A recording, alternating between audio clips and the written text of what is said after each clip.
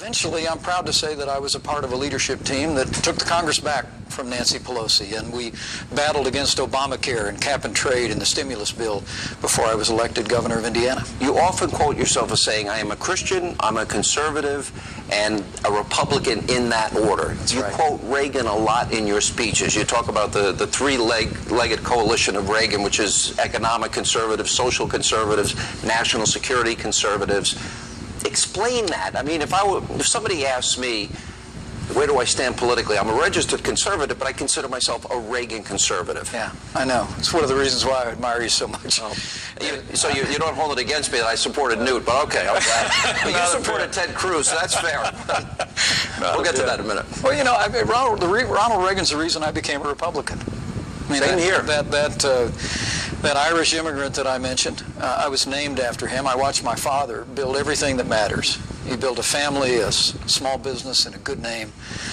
And I started out in politics as a Democrat. And John F. Kennedy was one of the heroes of my youth, still is. Dr. Martin Luther King Jr. was a hero of my youth. But as I came up, I started to hear Ronald Reagan's a capacity to articulate American ideals, and I was drawn into the Republican Party.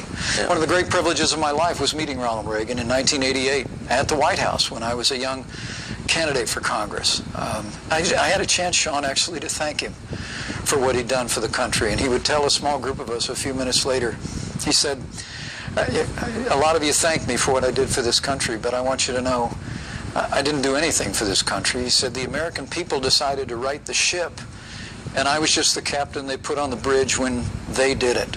Well, I think they're doing it again.